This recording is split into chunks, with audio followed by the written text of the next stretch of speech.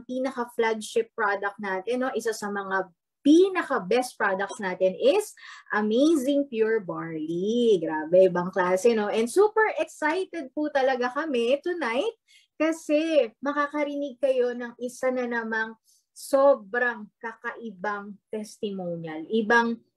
Ibang klaseng kwento po to, no? Kasi ibang klase rin yung nagawa ng produkto natin dun sa I believe sa loved one niya.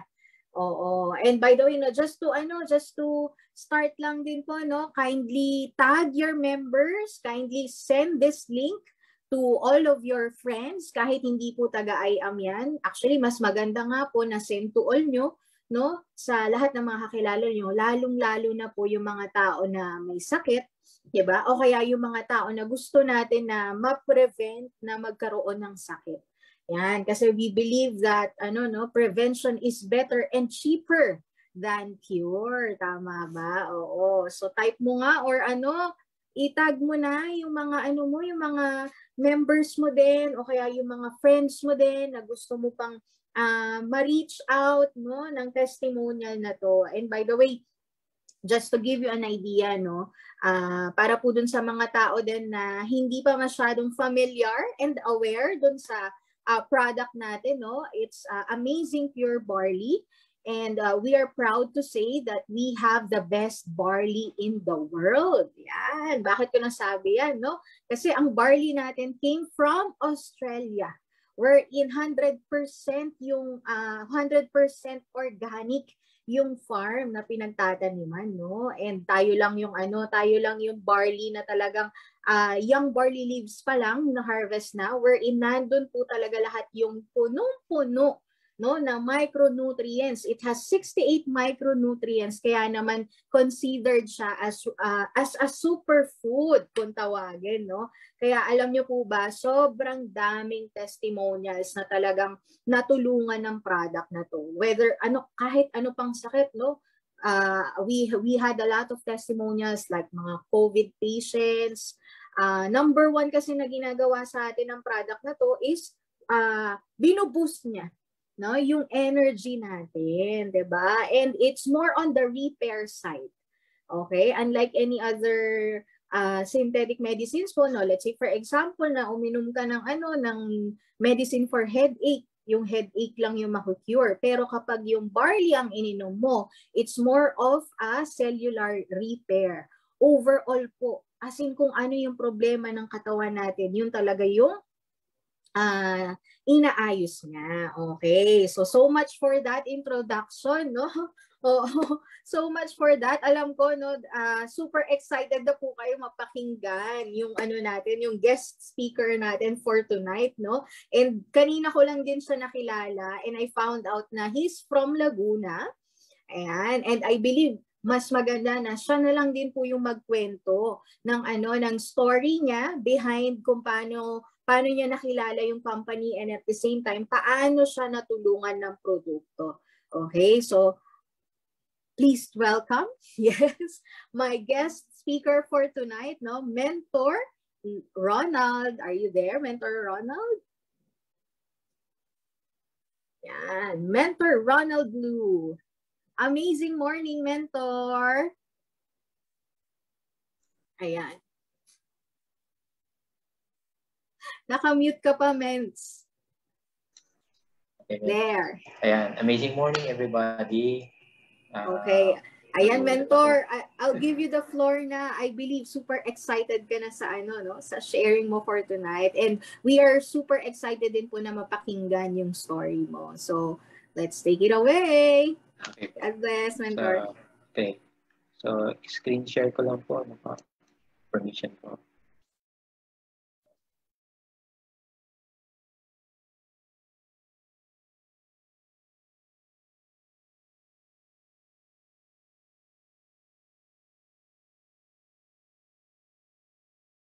May permission po to share screen.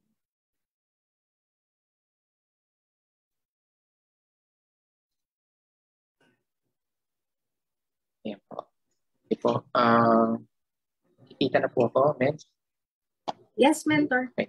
Thank you. So, amazing morning, everybody. Sa mga viewers ngayon. Alam ko po ay kung saan dako ng Pilipinas at mundo po tayo. So, pakilala po muna ako. Una po sa lahat, nagpapasalamat ako sa time na na-invite ako to share. Alam ko po, na-share ko na po sa iba. Pero for some na hindi pa po nakakilala sa akin o narinig yung story ko, hopefully, maka-inspire po tayo kasi yan po ang ating purpose dito. Pagiging agent of hope, mag-share po ng story. So, pakilala po muna ako sandali kung sino po ako.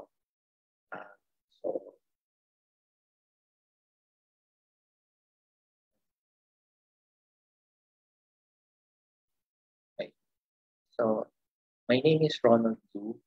Ako po ay tubong Laguna, Calamba, Laguna. So, sa mga taga Laguna po, kaway-kaway, malapit po ang bahay namin, ang kinalulugaran ko, sa Rizal Shrine. So, kung kayo ay nakapasyal na po ng Calamba, Laguna, yan po, makikita nyo ay yung bahay ni Jose Rizal.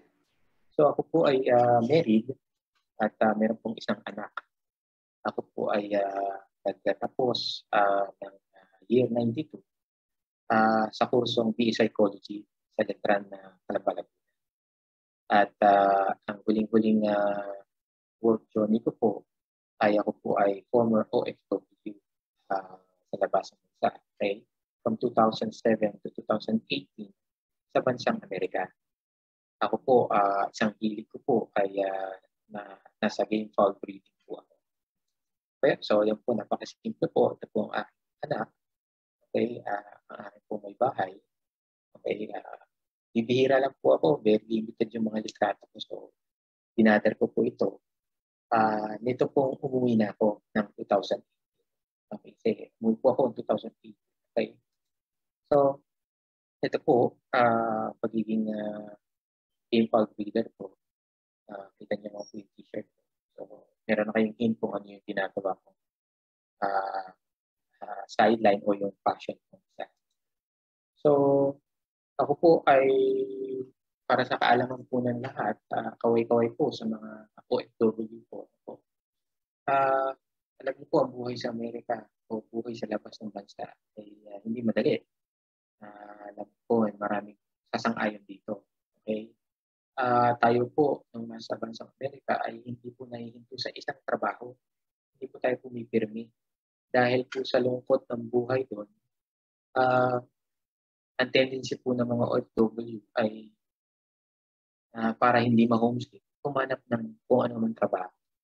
So, tayo po ay trabaho sa Hyannis Hotel at Seacrest Hotel. Yan po ay mid-size hotel na located po sa Boston, Massachusetts.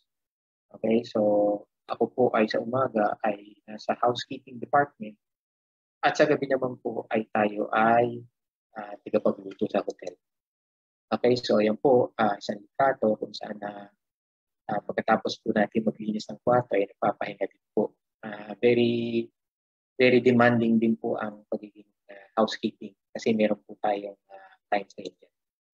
Ito naman po sa hotel, okay, ang ating trabaho po. So, in late 2008, after ng Boston days ko, lumipat na ako ng New Jersey. Okay, doon nakapagtrabaho tayo naman sa orthopedic doctor. At ganun din po, during weekend, patuloy pa din po, pero ibang kumpanya na po ang pagkatrabaho ko.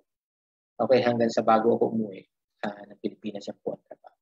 Ito po ang aking orthopedic family. Okay, ito pong lalaking ito, si Dr. Hiromoto. Pwede po niyo siyang ma-search, very famous siya as orthopedic doctor. So, paano ko po ba nalaman ang barley? Nalaman ko po ang barley through Facebook din po. Dahil nung nasa Amerika po ako po ay na-diagnose na mataas po ang sugar. Okay, tayo po ay binigyan ng doktor ng metformin for maintenance. Pero pag-uwi po ay siya pong inihinto ko na. Okay, then September Uh, so sa pagkakalagay ko, nag-join lang po ako, formally nag-join ako sa I'm Worldwide Business company natin ng April of this year. With the help of yung isang top mentor po ng company, si Mentor Ikay po. Okay, so naghahanap ako ng supplements na makakatulong sa pag-maintain ng aking sugar level. So, napag-aralan ko po yan at yun nga po, sa tulong po ni Mentor Ikay, ay nag-decide po ako mag-join. Pero prior to that, ang story ko po kasi nag-share sa inyo ay more on dun sa experience ng mother ko po. Kasi I think marami pong makaka-relate dito, lalo na sa senior age ng pasyente. So, yan po ang aking title sa story po, Wonders of Life. So, kami po ay year 2024. So, tandaan niyo po, April ako nag-join, April this year. Pero way back, September 2020, ay na-diagnose po ang aking mother cervical cancer. So, kami po ay nagulantang. Pero sa ganun pa man, sinunod po namin ang payo ng ating doktor. So, yan naman po ay isa sa regular check-up lamang po. Okay, nagkaroon po siya ng bleeding. And then, pumunta kami sa pinsan ko na OBGYN sa kanyang pinupuntahan. Okay? So, ang naipayo po sa kanya, kuhanan siya ng tissue sample after nung maraspa din po siya. So, of course, eventually, automatic na po, pag kinuha na po kayo ng tissue sample sa katawan, yan po papadala sa biopsy. Okay? At ang nangyari nga po, ito ay procedure na ginawa sa ating mother. Okay? Sa mga female po, alam ko kung familiar po kayo dito. So after the biopsy, after 2 weeks nung nakuha na siya ng sample tissue, bumalik na yung resulta at yun nga po, ang resulta po niya ay hindi kami makapaniwala, nagulat kami lahat. So cervical cancer. So sa amin po tumatakbo sa isip namin, ano po ba yung ating pwedeng gawin para dahil stage 1 pa po kumbaga early stage. Okay, so maganda po, blessing in disguise dahil hindi po siya po malala. So, ang recommendation ng doktor, hinanap namin kung chemotherapy, pero masyado pong worried, masyadong takot yung mother ko sa mga nababalitaan sa kaibigan, sa mga story ng ibang tao. Once sa mag-chemotherapy ka, marami po siyang side effect. Kaya isa na po dyan yung paglalagas ng buho, okay, at ang panghihina ng katawan, pamamayat, okay, so lahat po yan ay nakakasama sa stress ng mother ko. Ganun na rin sa aming pamilya.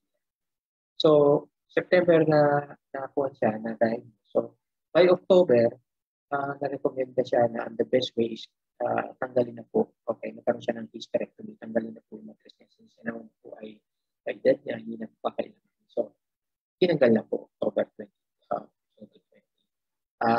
Sayang lang po, hindi ko na po na-save yung kung gaano kalaki yung bukol na tinanggal doon sa mismo matres. Okay, so ano po ang naging payo? So September, October, November. Okay, sunod-sunod po yan. So kasi kami po ay naghahanap ng mabilisang solusyon po kung paano po may iwasan na yung cancer cell ay kumalat na po. Okay, so ang isang lumabas po na recommendation po ay ito po yung approach, yung brachytherapy. Okay, so ang mother ko po ay nagkuha ng second and third opinion sa ibang doktor. Siyempre po, kahit sino man po na makatulan ng medyo malalala ng kondisyon, ay tama lang po na humingi po tayo ng second or third opinion sa ibang doktor. Okay, so So ito pong brachytherapy, kaway-kaway po sa mga nurse. Alam ko po, meron po din po tayong mga kasama ng mga medical practitioner dito. So, kakaalam ko po nang piniliwanag sa akin ng brachytherapy is medyo localized siya. So, hindi katulad ng chemotherapy na buong katawan ay maapektuhan. So, ito po, yan po ay nakalagay po dyan.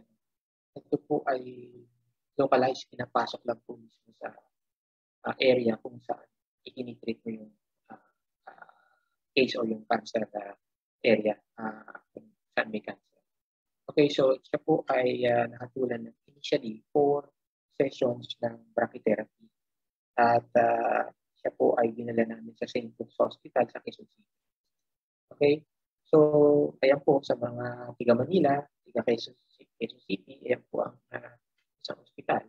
At yan po yung oncology department, okay, yung radiation department nila sa St. Luke. So, yung pong apat na sessions na ihatod po sa aking mother po ay ang nangyari po, ito po yung kanyang certificate na po. Yung apat po, obserbahan po, naging 3 na lang po. So, from November 13, November 16, November 20 po. After po yan, ay in-stop po muna yan. In-stop po muna yan. Kaya sabi ng doktor, okay na po muna. Tayo po ay mag-obserba muna. At tingnan niyo po ang birthday ng aking mother nung isang araw lang po. So, siya po ay 69 years old na ngayon. Thank you, Lord. Okay. So, first 3 sessions, yung 4 naging 3 lang po. Thank you, Lord. So, under observation. So, after nung last session niya, akala na okay na. Obserbahan na lang muna at bumalik after a few months as per schedule at saka yung mga new test under observation. Okay? So, by April 5, katulad po sinabi ko, nung time na nag-therapy yung mother ko, kinukulit na niya ako kasi sabi ko, meron akong na-discover, meron akong nasubaybayan na produkto na makakatulong sa iyo. Dahil nakita ko po yung story ni Barley Queen natin, ni Ms. Maritoni Fernandez, patuloy ko po siyang sinubaybayan sa YouTube. At doon nga po, na-discover ko po yung kumpanya ng IM. At nga po, hanggang sa nalid ako, natuntun ko si Mentor Itay. Okay, so, nung time po na nag-join ako dyan, dahil nga po, ang main concern ko po, yung main concern namin, yung mother ko. Okay, so, nag-join ako at ang package na ginoin ko yung pong J package.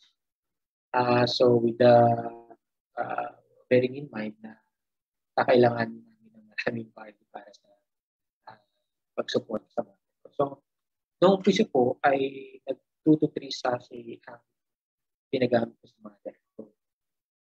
So, ako naman, kasama ng father ko at saka ako po, diretso din po gumagamit. Pero, mas nakakonsentrate po kami sa treatment ng mother ko.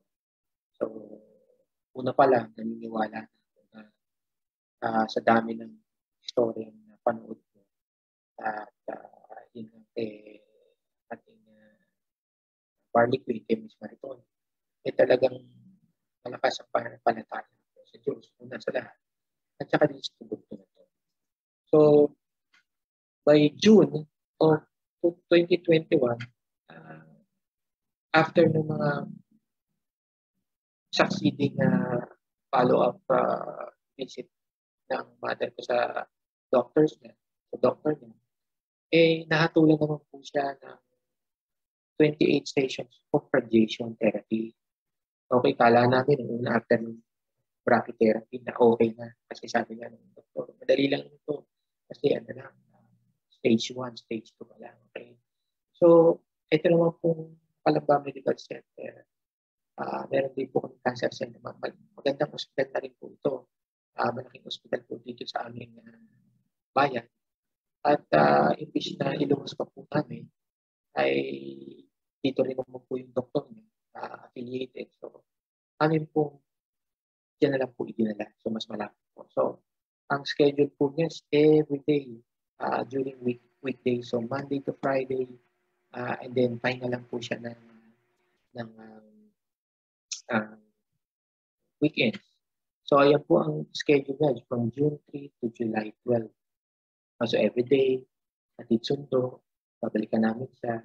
So, together dito sa treatment plan ng kanyang doctor, ako naman po sa amin, nag-usap kami na sabi ko, counter naman natin, counter natin ng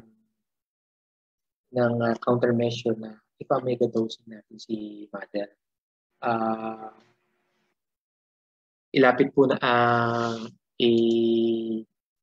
i-megadose natin si mother. Okay. So from 2 to 3 sachets ng barley, ang ginawa ko po sa kanya ay 4 to 6 per day. Pina-megadose ko po siya. Hindi po. Okay. After po nun, patuloy po together nung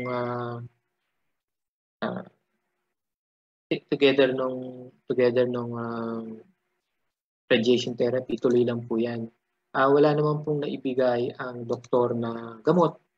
Okay, pero naobserbahan ko po na ang effect sa katawan ng mother ko during radiation therapy niya everyday, masyado po siyang pagod, masyado po siyang nanlalambot after nung session niya. So, napapansin ko pag kinakaon ko siya, pag uwi niya ng bahay, diretso po siya higa, diretso siya tulog. Okay, sabi ko, ma, anong nangyari sa'yo? Ano bang nararamdaman mo during your therapy? Sabi niya, wala naman kasi ano naman siya nira-radiation na siya. Pero ang epekto sa kanyang direkto, yun nga yung parang nade-drain siya. No matter what ang gawin niya, drain na drain siya pagkatapos ng session niya. Salamat lang po dahil po yung hospital na yan ay 10 minutes away lang po sa amin, including traffic na po yan. So, pero imagine niyo po kung malayong lugar pa po ang venue ng therapy sessions niya po. So, yan po ang mostly na obserbasyon namin at saka nagkakaroon po siya na minsan sira po ang tiyan niya. Okay, so I don't know kung meron pong relation yung kanyang pagkasira ng tiyan after therapy. Okay, so tama po, katulad sinabi ko, treatment plan po natin ay i-megadose siya.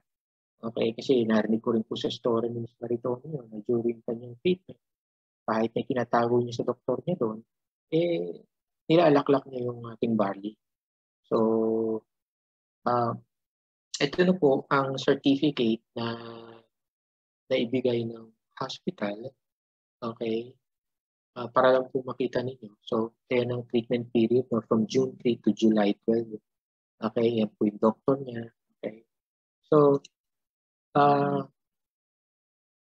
after niyan, nung July 12, kaya pala ang tagal ko nag-aantay sa labas ng cancer center. Sabi ko, ba't di pa siya lumalabas? Almost inabot siya ng kasi nag-text siya, sabi niya, ready na ako tapos na ako, sunduin mo na ako. Pero right na nandun na ako sa cancer center building, ang tagal niya lumabas, sabi ko. So, yung pala, nagkakaroon po sila ng graduation, parang kinukongratulate nila na natapos nila yung treatment session. So, nagkaroon sila ng small awarding. So, after niyan, masaya na naman po kami pag uwi ng bahay. At balik ko lang po ng konti, backtrack ko lang po yung rewind ko lang po ng konti. So, ano po ba naging effect ng pag-megadose niya sa during the time ng radiation treatment period niya. Kasi di ba nabanggit ko po na ang directly effect po sa kanya, nalalambot siya after each therapy, each session ng radiation, mga first few weeks. Pero nitong nag-umpisa na po siya ng megadosing, nakakapansin-pansin po na pagdating niya ng bahay, papalit siya ng pambahay, okay, at diretso na po siya sa kusina. Magpe-prepare na siya ng iluluto for lunch. So sabi ko, hindi ka na ba matutulog? Sabi niya, hindi na ako matutulog. Okay naman ang pakiramdam ko. So, yan po isang kapuna-punan namin. Sabi ko, bakit nung una, lambot na lambot, diretso agad siya higa. Ngayon, after nung nag-start na siya ng mga mega-dosing barley, ng iron barley natin, parang wala na po. Parang ordinary na lang po. No, very ordinary na lang yung kilos niya. So, sabi ko, saya, maganda, okay. So, tuloy lang po, after July 12, yan, katulad po, akala namin tapos na, okay. So, pero after a week or two, pinabalik siya, tapos sinabi nga niya, nung follow-up na balik niya, kasi nagkaroon po hindi siya ng spotting if I'm not mistaken. Naririnig ko lang po sa usapan ng younger sister ko at ng mother ko. Kasi every time po na meron siyang appointment sa doctor, palagi ko tinatanong, sabi ko, sandali, akala ko ba tapos na yung treatment? Bakit pabalikan na naman sa doktor? Kasi kasama na rin po ako kasi pagka po pinababalik sa doktor, yung pinu-question ko po lagi, bakit akala ko ba okay ka na? Bakit ka babalik na naman? Okay, so palaging nandun yung ko na, kasi siyempre po, marahil siguro kinakabahan lang din po kami ng pagbisitang gano'n, meron na naman sasabihin ng doktor. So hangga't maaari sana sana gusto namin after nung sinabi sa kanya okay na siya. Kaya lang po hindi po pala gano'n. So yun nga po, after nung last visit niya, last na pinatawag siya, after ng regular scan, I think PET scan yung ginagamit sa kanya, whatever, after that, nahatulan na naman siya. Sabi niya, okay, i-follow up natin ng another 3 sessions ng brachytherapy ulit.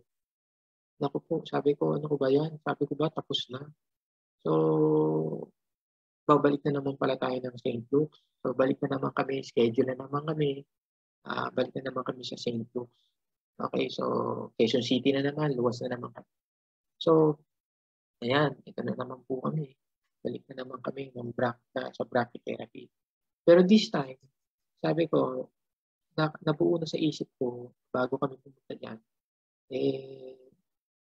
kumari, pagkatapos niya. Kasi each session po ng brachy sa St. Luke's, tinatawag po yung mother ko sa loob ng office ng doktor ng oncologist niya after ng each session. Pero hindi naman po ako pumapasok sa loob ng klinika o ng room ng doktor pagka nag-uusap po sila. Pero this time, sabi ko, papasok ako kasi ako mismo gusto ko magtanong sa doktor niya kung bakit kinakailangan ulitin-uli itong radiation therapy nito. Kasi baka kako mamaya, iniiwasan ko sabihin na kailangan natin yung chemo naman. So, medyo kung kami kasi, once naririnig namin yung chemo na word, lahat kami parang nadadown na agad. Marinig pa lang yung salita niyo. So, anyway, after niyang first of the 3 sessions uli ng brachytherapy, pumasok ako sa kwarto ng doktor, kasama ng mother ko, kasama ng sister ko. Nakiusap pa nga ako sa doktor. Kamali ako nakiusap ako sa doktor niya kung maaari pa ako i-video ko yung usapan. Kaya lang, fortunately, sabi ng doktor, wag po dahil po for privacy or whatever. Later on, naisip ko na lang na sana, hindi ko na lang sinabi, sana inirecord ko na lang yung conversation without him knowing it. Kasi hindi naman niya alam na kung binulsa ko yung cellphone ko na naririnig din namin ang usapan. At any rate, so we were very surprised dahil nakangiti yung doctor niya.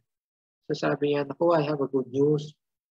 Ito, good news. Kaya itong good news na to. So, mother ko mo, wala rin kalam-alam. Sister ko, narinig lang. And then ako, sabi ko lang din, paano bang good news to? Alam niyo po, thank you Lord. Kasi sabi niya, yung 3 sessions na sinasabing 3 sessions sa brachytherapy ay stop na po dun sa 1 follow-up session. So, same day na sinabi ng doctor na praise God, pati siya po, pati nagpapasalamat siya, thank God, praise God, nagpapasalamat po. Dahil my mother was declared cancer-free that day. So, salamat po kasi sabi ko, dahil kami, magtatalong kami, no? Saya, no? So, alam po namin na number 1 po ang ating pagdarasal sa Panginoon. Kung ano man po ang ating karamdaman pinagdaraanan, huwag na makakalimot na tumawag sa Panginoon. Siya po ang great healer. Kaya pong iba. O tayo po at ang mga doktor po ay naging instrumento lamang po para ihayag niya o para gawin niya ang mga miracle sa buhay natin. Okay. So, ang mga gamot ay instrumento lang din po. Pero thank you Lord dahil naniniwala po ako at dahil na-prove po namin sa aming pamilya na ang ating pong amazing pure organic barley ay God-given herb. Sabi nga po sa ating training, ayan po ay na-mention sa Bible ng napakaraming beses. Okay, so kinailangan lang po na dumaan ng taon para ma-discover. Okay, at salamat po sa ating Barley Queen dahil without her at saka yung kanyang eagerness to help ay maaari po siguro ngayon hindi pa rin po natin alam na ito po pala ay malaki ang epekto at malaki na itutulong. Ang paniniwala din po namin dahil sa prevention is better than cure, kapag po ang ating katawan ay tama po ang nutrisyon at tama po ang pumapasok ng nutrient o malakas po ang ating katawan. Ang ating pong katawan ay dinesign ng Panginoon Diyos na magkaroon siya o may kapasidad siyang pagalingin ang ating sarili. Yung katawan natin, pagka tayo may karamdaman, kaya niyang i-heal ang sarili niya. Pero kung dahil sa ating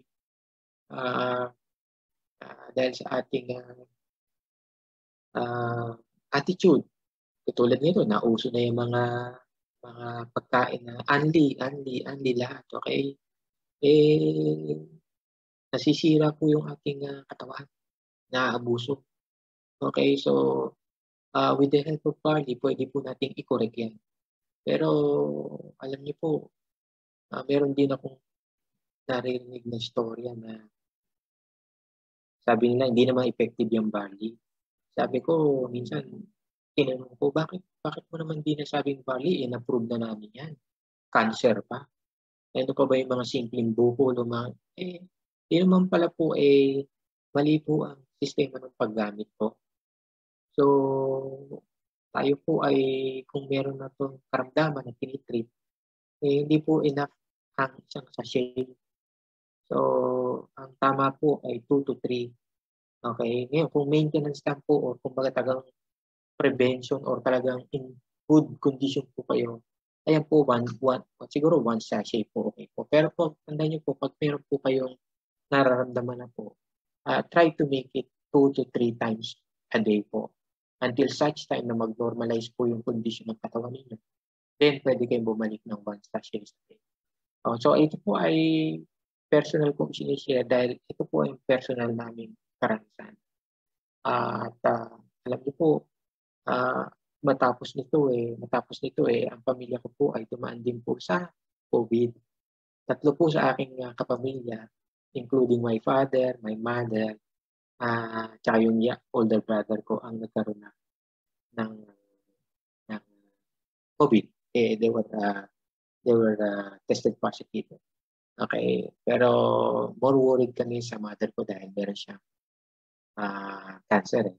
So, pero ang laki po na naitulong talaga ng barley.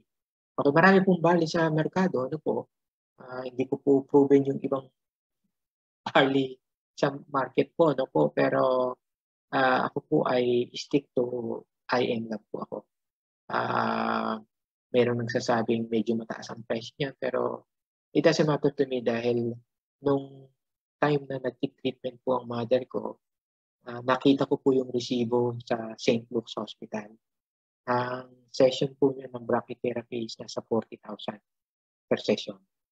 Okay, so I do not know, hindi ko na inalam kung magkano yung each radiation therapy dito sa hospital sa kasi yung sa hospital dito sa amin halos katumbas po nung yung hospital sa Alabang, yung nakalimutan ko yung hospital sa Alabang. Okay, so medyo pricey din siya. Pero siguro kung wala po kaming barley, siguro baka ewan ko, hindi ko lang alam, ayoko na mag-isip ng masama, pero maaaring hindi ganito kabilis ang naging recovery ng mother ko. So ngayon, balik po siya ngayon sa 3 sachets a day. Yan na po ang regular niya. Hindi na po niya hinihinto yan. Okay? Ako naman po, patuloy din po. Okay? Pero I do understand na ang pag tayo po ay gumagamit ng supplement or whatever, we should also try to correct yung ating attitude towards yung ating lifestyle. Okay? Kung patuloy kami uminom ng gamot, kung binigay sa inyo ng doktor nyo, pero patuloy din po yung vision ninyo, wag na po kayong sigurado sasabihin nyo sa doktor nyo, walang kwenta itong doktor na to. Dahil ang lahat ng pinayo niya sa akin, hindi nakatulong sa akin. So, yan po ang ating na-obserbahan, leksyon, okay? At na-sinishare ko po sa inyo dahil being an agent po, pag naging as a member ng IM Worldwide Company, tayo po ay tinaguri ang agent of hope. Tayo po ay magbibigay ng pag-asa sa ating mga kababayan o kaibigan na maaaring napanghihinaan ng loob. Okay, so yan po ay dinibdib ko dahil kapag meron po tayong kaibigang nalalaman na may karamdaman, binibigyan natin barley. Hindi importanteng wala akong pambayad. Kasi madalas tumatanggi sila dahil hindi nila kaya. Sige, kunin mo lang. Kasi gusto ko makatulong. Okay? Kasi para saan pa yung pagiging agent of hope natin kung di man tayo makakatulong. So, spread lang natin yung story. Keep on sharing. Okay? Marami po tayong side story pero ayokong i-take yung oras ninyo. Okay? Sa mga nanonood, alam ko po meron din kayong sarili-sarili yung testimony. Okay? So, let us continue being an agent of hope. So, after nitong ang mother ko po ay ito po. So, ito po yung certificate from St. Luke's. Ito po ay na-issue nung last day niya. Yung last session niya. So, tandaan niyo po, initial brachytherapy niya ay 4 sessions, naging 3. And then yung later part na 3 sessions na naka-schedule, naging 1 na lang po. So, imbis na 7, naging 4 na lang po. So, imagine niyo po kung 40,000 ang per session, magkano na-save namin? More than 100,000. Magkano lang yung Jade package na inano natin. Okay, so up to now, tuloy tayo. Nagkaroon pa tayo ng online business at nakakatulong tayo sa ibang tao. Ang maganda nito hindi naman tayo limitado. Wala tayong boundary. Anywhere, pwede nating maipadala yung produkto. So, ang mother ko po, ito po yung kuha niya noong July 26. Ang mother ko po kasi, bago ko i-share siya, ayaw niya pong mag-share ng story. Siguro nahihiya po siya. Yan po din ang nakikita ko sa ibang kaibigan niya na may similar case o naunang case sa kanya. After na magkaroon sila ng sakit, nagtatago sila, parang nag-hibernate sila, kakaroon sila ng cocoon. Ayaw nila mag-interact sa ibang tao. Yung mga dating kaibigan, medyo naiiwasan yung communication. Well, ang pananaw ko naman po, sabi ko sa kanya, kako, pinagaling ka ni Lord para spread mo rin yung hope na natulungan ka o na may pag-asa, okay, na hindi end of the world pagka nahatulang ka ng ganyan sakit. Okay, so sabi ko, total last session mo na to at ikaw naman ay dineclare na cancer clinic doctor. Kuhanan mo kita na isang litrato man lang para souvenir. Okay, and then later on, na-convince ko siya na pwede bang i-share ko yung story mo. Kasi alam ko maraming may inspire. Marami na po ako mentors na nakitang o narinig na story, ng testimony, cancer, iba't ibang klaseng cancer. So, nag-join lang ako doon sa group na yon to share din yung story ng mother ko as we encounter cancer. Okay, so ang mother ko po, hindi nyo na itatanong, siya po ay lay minister sa church namin. Okay, wala na po tayong inanong any religion, we respect. Pero ito po, it was taken October 24, nung Sunday po, nung nagluwag na po, pinabalik na po, tinawag na po uli sila ng parish priest na pwede na po mag-duty uli ang mga senior. So both my mother and my father are back serving sa church. Yan lang po ang kanilang passion. Kung di niyo sila makikita dito sa bahay, tiyak po nasa simbahan. Okay, so yan lang po ang storya ko. Sana po ay napulutan nyo na kahit na konting aral. Okay, and muli po, ako po si Ronald Du, Tubong Laguna, and I am worldwide. Maraming salamat po.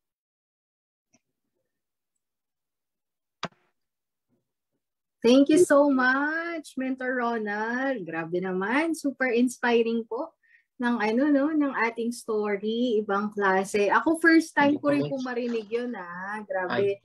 Mentor, ibang klase, yung nagagawa talaga ng produkto natin, no. Alam mo yung hindi siya yung mga typical na story lang talaga na maririnig mo kahit saan no.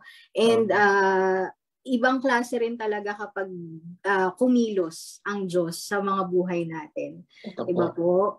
And with the help of our Barley talaga, no? And congratulations po, no, kay Tita. Super nakakatuwa na nasa church na ulit. Alam mo yan, mga kasiyahan po yan ng mga ng mga mami, no? Correct mga po, daddy, mga lola, mga lolo, mga ganyan, yung mga pagsuserve, 'di ba? And super amazing lang po talaga ng story nyo. And just to share din po, no, para sa lahat, yung amazing pure barley po kasi natin. Kasi kanina na-mention nyo, no, 'di ba, no, Mentor, na marami talagang barley outside.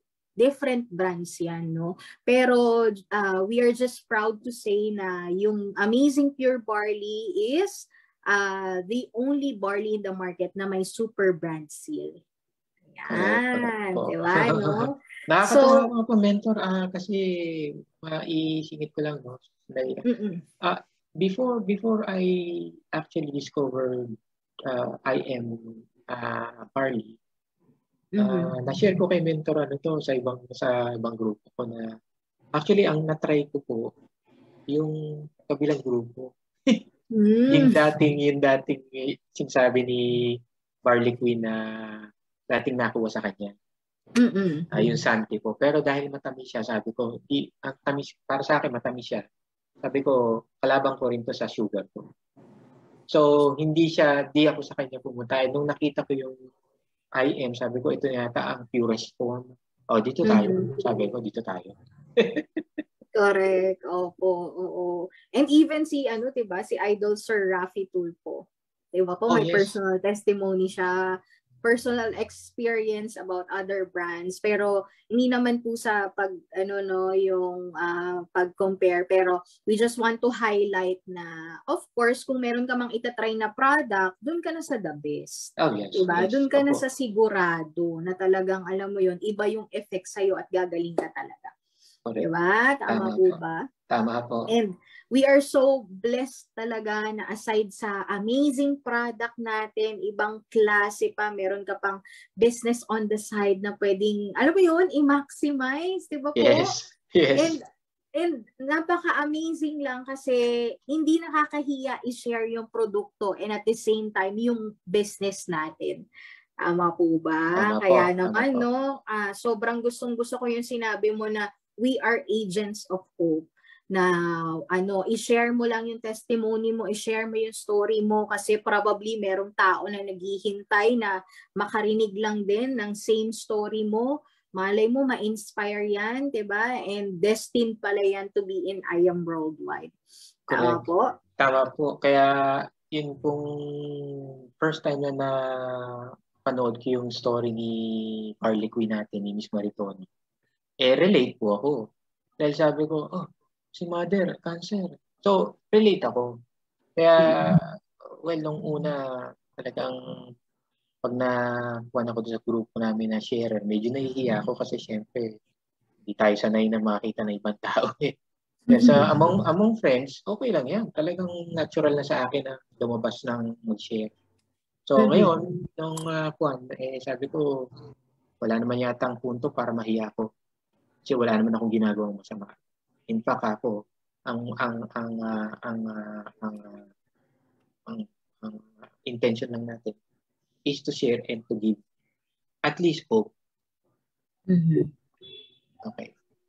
Agree po, agree. Super agree. Yan. And speaking of we are super blessed, we would like to take this opportunity po na sa ating DODs of course kay Press AM, kay VP Aikal Rain Uy, and kay GM Joanna Maniego sa chance sa mga ganitong session, 'di ba na tipong mapagbigyan tayo na mag-share tayo ng mga inspirational stories natin and mag-facilitate ng mga ganito. And of course kay Barley Queen natin, 'di ba? Miss Maritoni Fernandez for bringing this amazing product dito sa I Am Worldwide. Ayan. Yes, So, salamat po sa ating company. Salamat po. And I believe that's it. So para po sa mga members ng I Am Worldwide, feel free to share this testimonial, this video na alam mo sa sarili mo, maraming tao ang matutulungan. And para naman po sa mga non-members na super curious about the product and of course about the business itself, feel free lang din po to talk to one of the legit I Am distributors. Make sure na legit I Am distributor po yung nilalapitan natin para po ma-assist naman kayo and ma-introduce sa inyo ng mas malinaw yung mga products and yung business natin. So again, thank you so much, Mentor Ronald Lu, sa napakagandang story. Welcome and yes, and sobrang we will continue to share hope every day, every hour, every minute, every second. Dahil super nakaka-bless sa pakiramdam na maging part ng kumpanya na ang number one goal is tumulong sa mga tao at hindi lang in terms of money or kitaan but also in our health. Ayun. So again, this is Mentor Glenn's Makilan, and I have Mentor Ronald Lu, and we are very grateful for this night. And thank you so much din po sa lahat ng mga business partners natin na nag-tune in. And God bless you all. To God be all the glory po. Thank you po. Thank you, Mentor Ronald. Welcome.